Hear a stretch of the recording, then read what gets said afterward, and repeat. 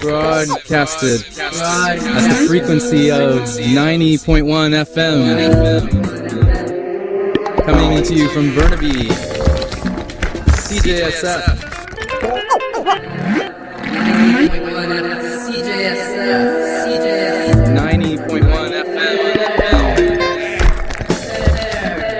Hello there. Talk to you later.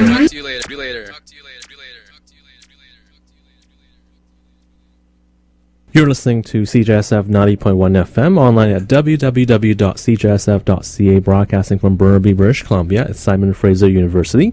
This is KPWE with another edition of This Week in BC Minor League Sports. Now, during this half-hour program today, we'll recap the finals of the BC Major Midget League playoffs as they crowned the 2013 and 2014 champion last weekend. We'll also take a look at some women's midget AAA hockey playoff action and also see what's new regarding collegiate athletics. Now let's get to the action. Now, for those of you who aren't aware, the BC Major Midget Hockey League is a league for 15 to 17-year-olds playing competitive hockey in the province of British Columbia. Now, all of the games are free to attend. The regular season ended earlier this month, and last weekend they played the championship finals where a league champion would be crowned. Now, all three games of this best-of-3 final series took place at the Burnaby Winter Club, with the number 1 seed Vancouver North West Giants hosting the second-place Okanagan Rockets, and the series began last Friday night, March the 21st. Now, coming in, the Giants were the 5-time defending BC Major Midget League champions, and they definitely were the league's hottest team down the stretch. Their last loss came on January the 26th, and then they went 9-0-1 in their final 10 games of the regular season before winning 4 straight playoff games to get to the finals. So in their last 14 games overall, 13 wins and 1 tie, no losses. Now, on the other side, the Okanagan Rockets are in the finals for the second straight year. So this is a rematch of last season's championship series. Now, the Giants won last year's finals in 3 games against the best of 3. So the Giants won last year. They won 3-1 in game 1 with an empty net goal putting that game away. The Rockets won game 2 last year on an overtime goal by Liam Finley, who is back on the team this year. Then the third game, the final game, the Giants won 1-0 to capture the 5th title in a row. So the Rockets, losing last year's finals, definitely were looking for revenge in this year's championship round. So some good things that bode well for the Okanagan Rockets this year. For the first time in club history, they had a winning record against the Giants during the regular season. Okanagan went 2-1-1 in the 4 games this year against the Giants and outscored them 14-11 in those 4 contests. The Rockets also finished just 1 point behind the Giants in the standings during the regular season. So these are 2 very evenly matched teams. And also, the Rockets were 13-2-3 in the final 17 games going into the finals.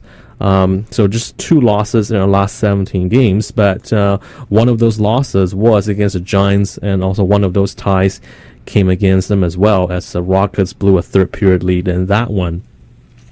As well, I mentioned earlier that Liam Finley scored an overtime goal for the Rockets in last year's finals. He's one of 7 players returning from last year's Rockets team. Now, remember, in this league, you have to be 15 to 17 years of age. So obviously, some players had moved on or been drafted by junior clubs.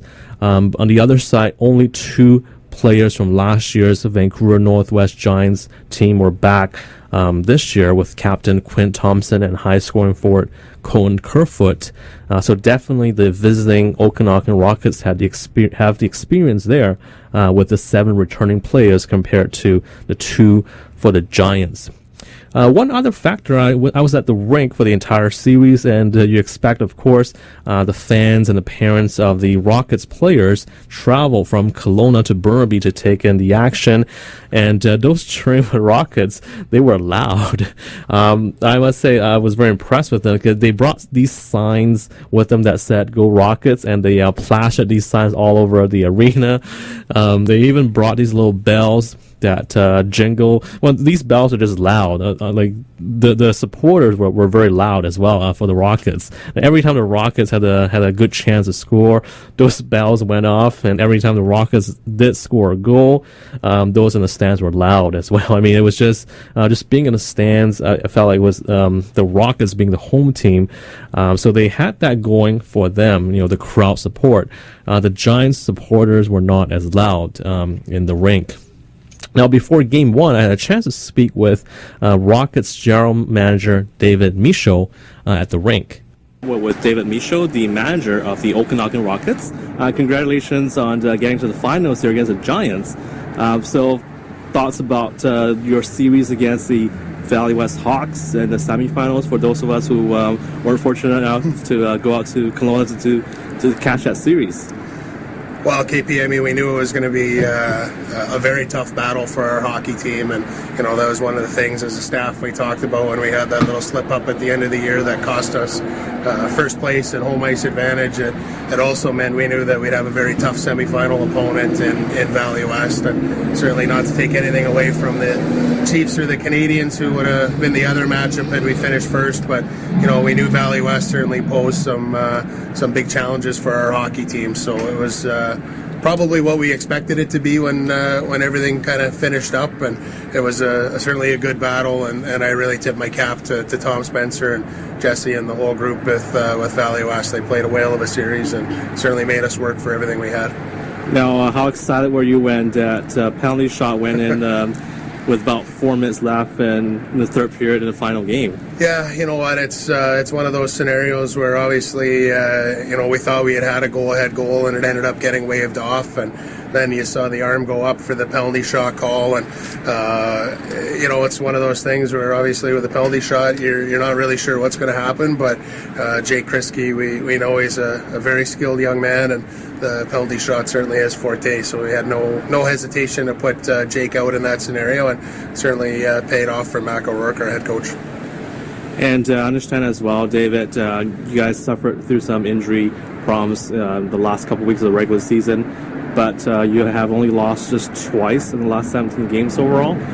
So thoughts about the effort that your team is putting out there? Well, KP, I mean, we talked about depth being probably the biggest thing for our hockey club this year. We felt that we had a team that was deep and experienced, and if we did run into some injury trouble, that some other guys would be able to step up and maybe take on a little bit more of a high-profile role. And hey, every hockey team battles through adversity and injuries, and certainly we're no different. But it was nice to see our guys sort of battle through that and put themselves in a position here this weekend where they can have some success as a group.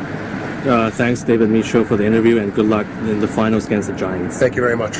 Game 1 on Friday night. The first period was scoreless, with the goaltenders Tevin Grant of the Giants and Brandon Barry of the Rockets both making good saves to keep it 0-0 after the opening 20 minutes. Now, in the second period, with the Rockets on the power play, defenseman Tanner Brown scored 3 minutes in to put Okanagan ahead 1-0. It was his first goal of the playoffs. The Giants tied it when Quinn Thompson, one of the two returning players from last year's team, scored on the power play with 7.5 minutes remaining in the period. But just over 2 minutes later, the Rockets went up again 2-1 on Liam Finley's 10th goal of the playoffs, also on the power play, and Okanagan led 2-1 after 2 periods. And like I said, every time the Rockets scored or had the puck in the offensive zone, their supporters, the Rockets players' parents were cheering and ringing their bells. So definitely it was a very good playoff atmosphere. In the third period, the Giants went on the attack, but it seemed every time they had a chance, Brandon Barry, the Okanagan goaltender, was there with his glove, or the Giants hit the post. But anyway, they couldn't get the puck into the net, and finally, in the last minute of regulation, the Giants pulled their goaltender for an extra attacker, but they could not score, and the Rockets win Game 1 by a score of 2-1, ending the Giants' 14-game unbeaten streak. So Brandon Barry, the Okanagan goaltender, finished the night with 41 saves. The Giants outshot the Rockets 42-32. Now, Okanagan became the first road team to win a game at the Burnaby Winter Club all season long. The Giants had gone 19-0-1 at home during the regular season and won all 4 games during the playoffs at home in the first 2 rounds. Now, the Rockets opted not to do the post-game interview after Game 1, and they wanted to do interviews only after Game 2. So perhaps on their side, they were confident that perhaps that they might be able to pull off the sweep. I don't know, but according to the Rockets Twitter account the following day on Saturday, the team went to the Vancouver Canucks practice on Saturday morning before Game 2. So if you're into that kind of a storybook ending type of thing, you figured maybe they would pull off the sweep and have the players attend an NHL practice and perhaps get some added inspiration before the game, that kind of thing. I mean, obviously the Rockets don't make the trip out to the Lower Mainland, the Vancouver area that often, so a good opportunity for them to catch the Canucks practice since they're in town. Now, on the Giants side, they felt that they played well in Game 1, and they did. They fired over 40 shots on goal, but they didn't have any luck in terms of putting the puck into the net. I spoke with assistant coach Calvin Check on Saturday afternoon just before Game 2. We are with Calvin Check, an assistant coach of the Vancouver North West Giants. So a tough 2-1 loss to open the BC MML finals last night against the Okanagan Rockets. Thoughts on your team's play last night? I thought we played a strong game. I mean, we put up a lot of shots. We had traffic to the net. For the most part, we executed the game plan that the coaching staff put in place. But just in the end, we didn't bury on our chances. They scored the 2 power play goals. So yeah, I mean, there's not a ton we want to change for tonight. A couple tweaks here and there that I think you would just do naturally, even if we had won. But yeah, I mean, we were happy with our team's performance, and we just got to bury our chances tonight. Now, obviously, it was the same 2 teams last year in the finals as well, Okanagan versus you guys. Does it surprise you that this series is going to be close as well? Because last year, all 3 games were pretty close 1 or 2 goal games. More of the same this year, I guess. Yeah, no, it doesn't surprise us that it's going to be a tight series. We said before the series started, there's a really good chance it could go 3.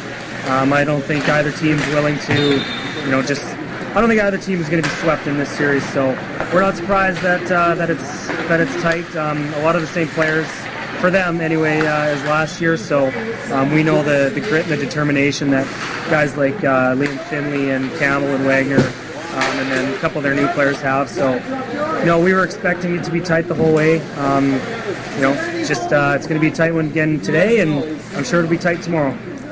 All right, very confident, Calvin Check. I assume you guys are going to win tonight. So good luck tonight in Game 2, and we'll see what happens if there will be a Game 3. Thanks so much. Thanks, KP. So in Game 2 on Saturday night, the Rockets supporters again were loud, and they got even louder when Tyson Joss scored just 2:16 in the first period, and it was 1-0 for Okanagan. And that was the way the score remained until early in the second, when Liam Finley scored his 11th goal of the playoffs just 1:38 into the period. It was 2-0, and the crowd was going crazy. Now, you figured that the Giants had home ice advantage because they're at home, but the Rockets with their supporters in the stands, it must have felt like they were playing at home with the support that they were getting. But it was 2-0 for the Rockets, and they looked like they were on their way to winning the championship.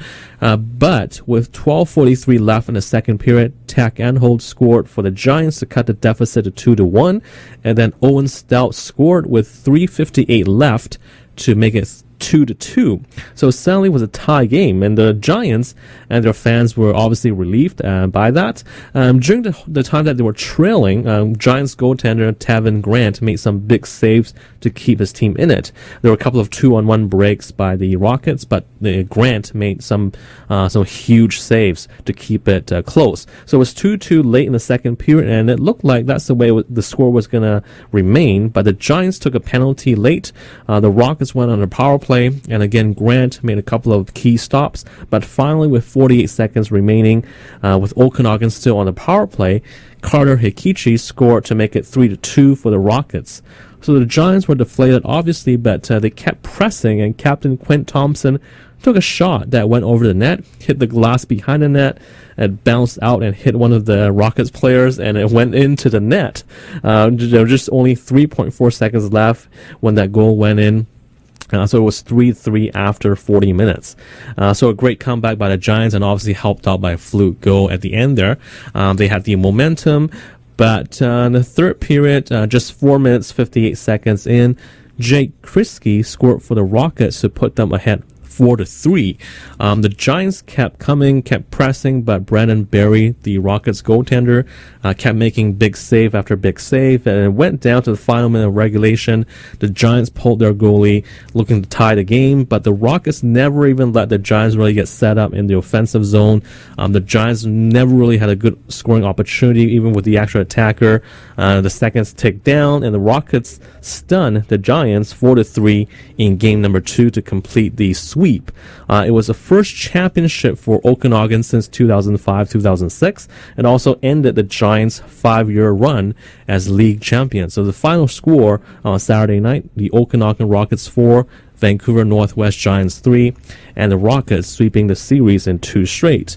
Now here's winning goaltender Brandon Berry, who finished the playoffs with a 6-1 record and a 3.14 goals against average. We are with Brandon Berry, the goaltender of the Okanagan Rockets. So congratulations for winning the BC Major Midget League Championship. Your thoughts on being a champion? It's unreal. I knew we were going to do it from the start of the year. I love the guys on my team, and we love playing the Giants. It's a good atmosphere around here in the beat up Burnaby Club, and just lost the words. Like, so happy for my team, and I thought everyone played their best, and we have the most heart out of any team I've ever been on, and I love my team. Now you came up big with a lot of big saves in last night's game to win the first game, and against Solid tonight in game 2. Thoughts on your own play in this series? I felt good every day. I felt smooth. I felt ready to go. I was seeing the pucks well, seeing them through screens, seeing them catching everything, and I thought it was one of my 2 best games of the year. And I love intense games, and I played big in these 2, so that's what counted. What was it like for you standing in goal as the seconds ticked down, and finally you guys clinched the victory? Just lost the words. The guys came over. There's so much smiles. I almost felt like crying. Like, just the most happy I've ever been. All right. Once again, congratulations, Brandon Berry, on being a BC Major Midget League champion, and now go celebrate your teammates. Thank you. And here's Jake Kriske, who scored the game winner, and for the second straight weekend, he scored the series-winning goal for the Rockets. With Jake Kriske of the Okanagan Rockets. So you are BC Major Midget League champions. Thoughts on that? Well, obviously it's exciting. These guys won it last year. Obviously some guys on the team had some emotions about it last year, and coming out tonight to win it, sweeping them, was obviously a great feeling. Now, was it surprising to you that you guys swept the Giants? I mean, obviously we thought we had to come out strong. We thought anything's possible. We have a great team this year, and luckily we did it. And you were hot in the playoffs in the series against Valley West. In the semifinals, you scored the series winner on a penalty shot. Tonight, you got the series winner against the Giants. Thoughts on your own play? Well, obviously it's nice to do that, but it's all about the team, all about the team effort. Everyone played their game, and it's a well-fought battle. All right. And once again, congratulations, Jake Kriske. Go enjoy and celebrate with your teammates. All right. Thanks a lot. Finally, general manager David Michaud. So congratulations on winning the BC Major Midget League Championship. Thoughts on tonight? Well, you know what, it's something I'm incredibly proud of. You know what, I've seen the work that our group's put in since we got together in August, and to see it all sort of come to fruition here tonight in a very tough building to win. I mean, I couldn't help but look at the Giants across the way and remember that was us last year. So I'd be lying if I said it wasn't a little extra special being able to win our first one in a while here in this building. In fact, you won both games here at the Burnaby Winter Club, the only team to beat the Giants at their home rink. Yeah. Did you think that you were going to sweep the series? No, I mean, we figured we were in for another 3-game series. I mean, the Hawks, I think, really they pushed us to the limit last weekend, and we certainly didn't think that tonight or this weekend was going to be any different, KP. We knew that the Giants were a heck of a hockey team, and they're a great rival of ours, so in no way did we think this would get done here in 2, but you know what, to credit to the players, I mean, they believed in themselves, and they kept pushing hard. Looks like they're ready to clean the ice, so we'll cut this interview short. Once again, congratulations, David, and being a champion. Good luck in Alberta. I appreciate that. Thank you. And obviously, David Michaud was saying, credit to the players for playing well and winning the championship. Obviously, as well, I would like to add that a huge applause for their fans, their supporters as well, for making a trip to Burnaby to catch in the action and make the arena really sort of a home ice advantage for Okanagan, just because of the way they were cheering, how loud they were, and so on. And I wasn't joking in the interview there. In the corner of my eye, I saw, because we're on ice level, and the players and the coaches and the manager was they all celebrating on the ice along with the parents as well. So I was conducting the interviews right there on ice level. But in the corner of my eye, I saw the Zamboni coming around, waiting to clean the ice. So we had to cut that short. Obviously, very grateful that the players and David Michaud were able to do the interviews following the victory. So the Rockets now move on to the Pacific Regional Championship held this year in Alberta. You probably heard me say in the last part of the interview that I wish them luck in Alberta, because that's where they're heading after this. How this works is that the major midget hockey leagues across the country will send one representative to compete for a tournament that leads up to the TELUS Cup that will be played in Moose Jaw, Saskatchewan in late April. In this case, in the Pacific region, the champions of the BC Major Midget League, the Okanagan Rockets, will take on the champions of the Alberta Midget Hockey League next week, and then the winner of that will move on in the tournament. So congratulations to the Okanagan Rockets for winning the BC Major Midget League Championship. Now, in collegiate news, Simon Fraser University Athletics will induct 6 athletes, a coach, a builder, and a team into the SFU Clan Athletics Hall of Fame on Monday, March the 31st. Late Clan football player and local hero Tim Jones will be the second inductee into the Terry Fox honorary inductee category, the first nominee following Terry Fox himself. Jones became the volunteer team leader of the North Shore Rescue, a mountain search and rescue team based out of Vancouver. He raised over $1 million to fund his rescue team's work and introduced helicopter-based long-line rescue protocols to the program. Jones also served as the paramedic in charge with the BC Ambulance Service as well. He passed away in January this year, but will be remembered by all the communities touched by his contributions throughout his lifetime. Meanwhile, the 6 athletes entering the Hall of Fame this year will be Harold Willers of track and field in the hammer throw, Sarah Maglio of soccer, Eugene Giorfi of swimming and diving, Ed Cernowski of wrestling, Andrea Snyder of basketball, and Jim Jardin of football. Meanwhile, legendary men's basketball coach Stan Stewartson will be inducted in 2014 as well, as will Dr. Jack Taunton in the builders category, and the record-breaking 2001-2002 women's basketball team, which won 35 games without a loss and were SFU's first Canadian inter-university sport champions. For the bios of all of the Hall of Fame inductees, go to athletics.sfu.ca for that information. The SFU softball team got off to a bad start this year, losing their first 19 games before they ended the streak last Saturday by sweeping a doubleheader from the Northwest Nazarene Crusaders. SFU won 3-2 in Game 1 of the doubleheader and then 8-5 in the second game.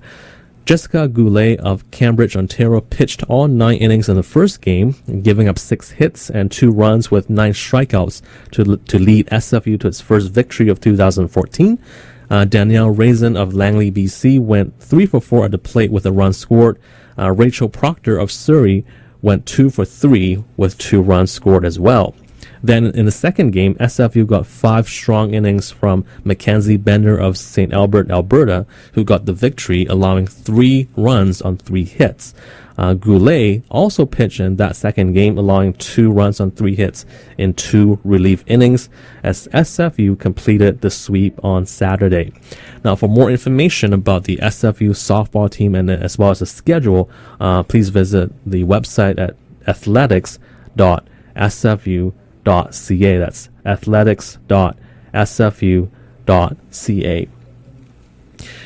Taking a look now at the BC Major at the BC Female Midget AAA Hockey, I should say.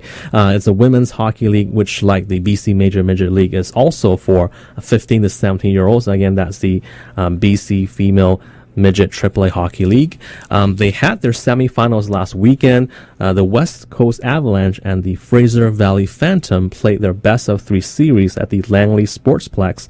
Fraser Valley was a top team in the league during the regular season with a record of 22 wins, 1 loss, and 7 ties in 30 games.